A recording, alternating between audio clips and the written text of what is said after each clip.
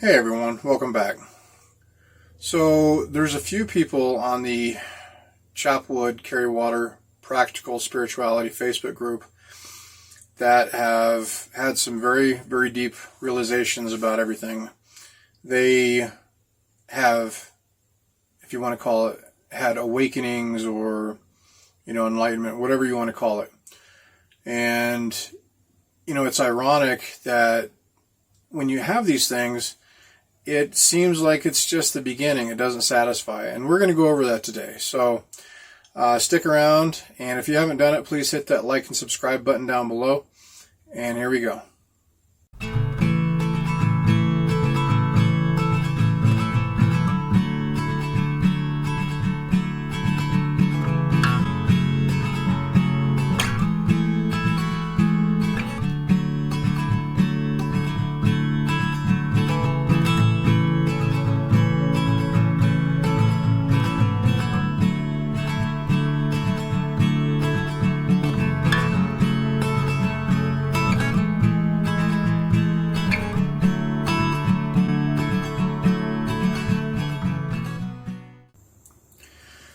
So, you have had an awakening. You realize what you are, or have had experiences of what this reality are. And it's shaken you to your core. And one of the things you may find is that it didn't make you happy. And what did you think was going to happen? Did you think that you were going to be able to levitate or be able to feed the world's hungry or stop violence? Or what did you think was going to happen? A lot of people don't understand that once you have an awakening, once you reach that mythical, blown out of proportion goal of enlightenment, it's just the beginning. You know less than you've known before. And it can be really disheartening for a lot of people, or it can leave you with a lot of confusion. A part of that confusion comes from, and it's unfortunate, it comes from the myths surrounding what enlightenment is, right? We hear the stories, we read the books, we watch the videos of all of these mythical sounding things that come out of India or Asia. And, it's such a large concept, because until you've experienced it, you're never going to really know what it is. And that's fine. Everybody has the opportunity to get there if they want to. But with these massive stories, what happens is your mind creates these concepts of what it thinks it is, what's going to happen afterwards. And then when you get there, it's not what you think, right? I've heard so many teachers talk about this. It's not what you think it is, right? And they're so right. So when you get to this side, when you get to the other side of your mind, and you get to see reality for what it is, and you get to experience the things that you cannot put into good words, it can leave you pretty confused. And unfortunately, that confusion can cause people to drop back into their mental delusions, because their mind doesn't want to believe it. It doesn't want to believe that this is it, And it can be, like I said, it can be pretty disheartening. So for those of you who have had an awakening, or the big deep awakening, or those who are close and are probably going to cross that threshold soon, I would suggest that you just relax for a bit and let yourself experience it, just like anything else, right? You don't really have to do anything. You just soak it in, experience it, and eventually what happens is it becomes your new normal. All right. And then you have to decide what you're going to do with it. A lot of people don't know what to do afterwards. Like I said, the mind doesn't want to believe that that's it. So it tries to crawl back into its comfortable cave of what it knows. But there are things that need to be done if you're going to continue to follow the path. All right. So, meditation's still good. It helps you in so many ways. One, it helps keep your brain young through older life. It allows you to be able to create a sense for this reality so that you can sense the deeper things that are going on outside of your normal senses. Meditation's a good thing, but also you need to continue doing the work, the work that was laid before us so many thousands of years ago and continuing up to the days that we're at now, with, continuing to do the ego work, continuing to detach your trigger responses from your physical, emotional responses of your body, so the mind-body connection. You've got to get to a point where somebody says something and it doesn't bother you. And that's going to be something that you're going to work on the rest of your life. Think about it like this, you made it through kindergarten, and now you have this whole brand new world that you're going to explore and experience, and there's going to be a lot. In the beginning, it's a lot. And these abilities are nothing that you're going to have to chase. It's just something that's going to develop naturally. I would caution you to be careful of chasing mysticism or powers.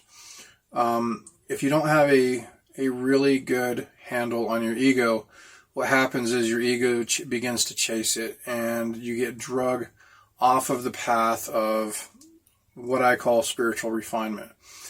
So if we look back at a lot of the older writings coming from like the Upanishads or whatever, like, you're really supposed to spend time refining your spirit, becoming a better human or whatever you are in this form, and developing these natural inborn traits that we have: compassion, empathy, etc. Right?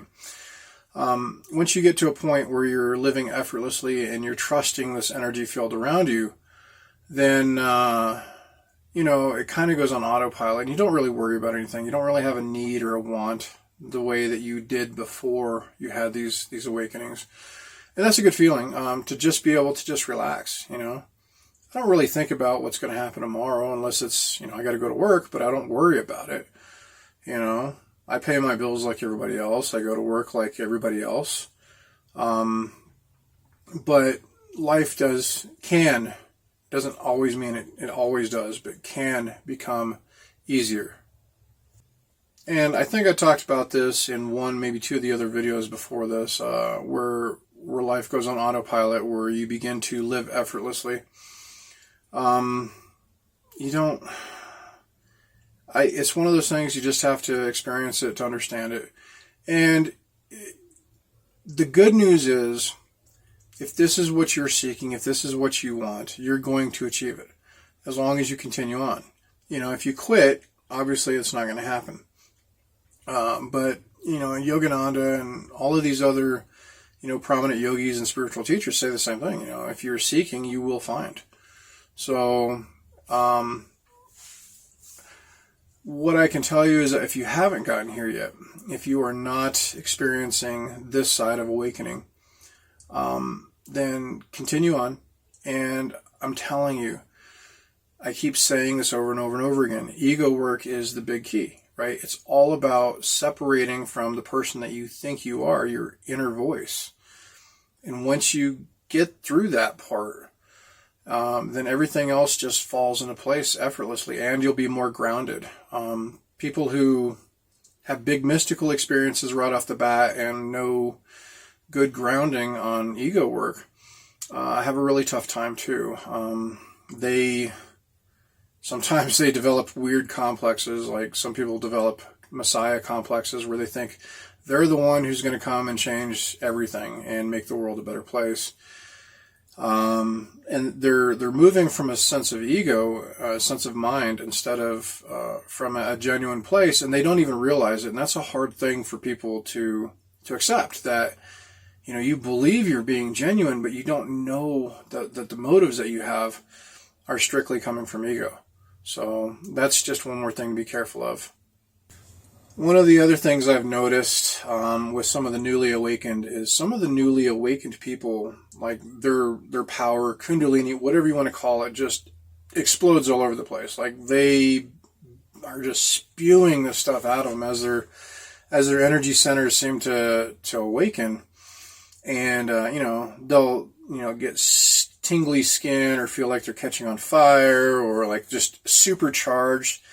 And if you're feeling that way, if you feel supercharged, a good way to discharge that energy is grounding. Go touch trees, sit on the grass, walk barefoot, stuff like that. Those are great things. And can I explain what this energy is in scientific terms? Nope, not a clue. I mean, even science is trying to catch up with it, and it is slowly.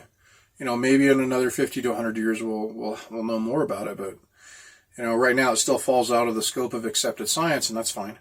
I don't care. I feel it, other people feel it, so I'm not really worried about if a scientist gives me permission to feel what I feel. So, but one of the negative things that happens, or that can happen with these newly awakened people, are energy vampires, right?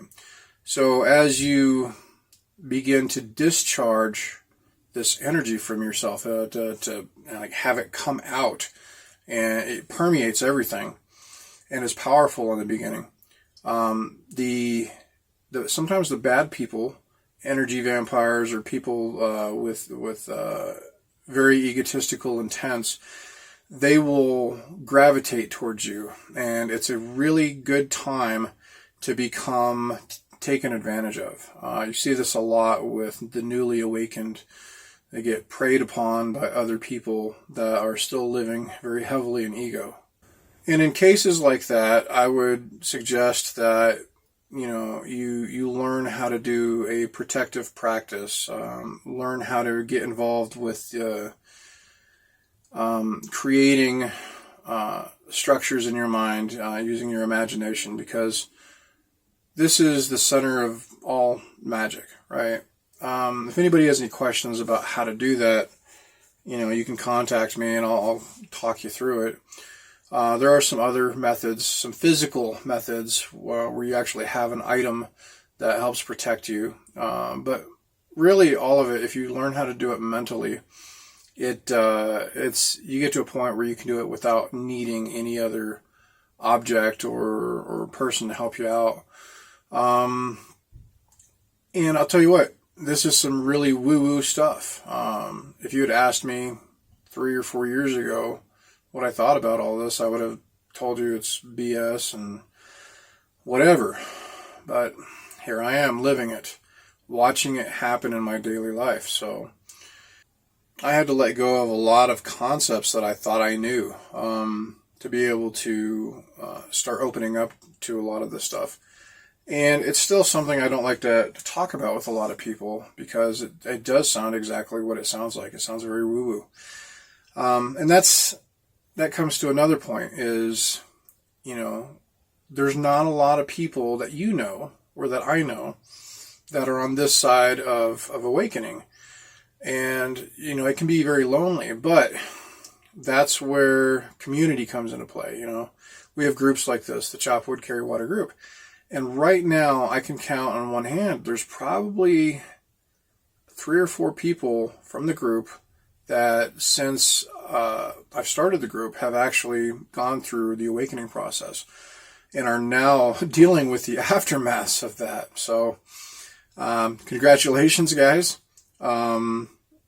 It does get easier. So if anybody has any questions about anything, you're more than welcome to contact me. I'll go through it. I know that some of this stuff is very personal to people, and I'm not gonna put your information out there on the group or on YouTube or call you out by name.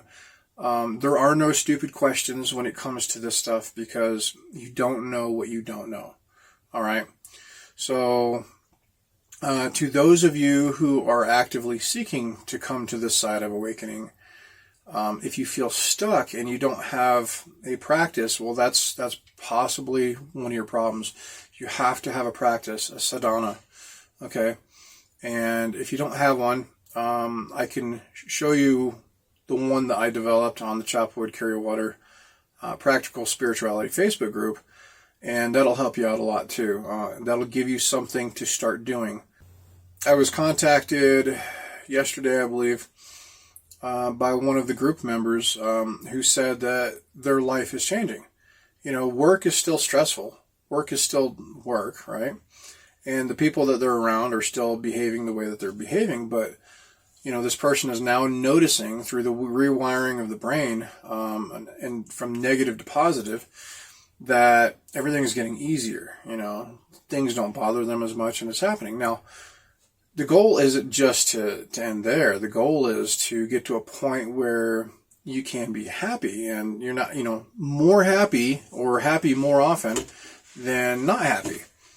Me, I'm happy every day. And you know, there are higher levels of things to go to. You can actually start seeking bliss, and there's different levels of that, and there's different levels of the searches for divinity if you want to get in contact with this energy field that we live in. There's so many things that you can do afterwards, but it all starts from the basics. So, to those of y'all who have reached this side of awakening, congratulations. Welcome to grade school. It's just another level of learning, and you'll be doing this the rest of your life. To those of you who are trying to get to this side, keep it up. And if you need help, give me a call or message me on Facebook or whatever, and I will get back to you, usually within a fairly quick amount of time. If you haven't already done it, please hit that like and subscribe button, and please leave a comment down below. It really helps the channel grow. It helps with the algorithms and how they put the information out for other people to search and discover. And I'll talk to y'all later.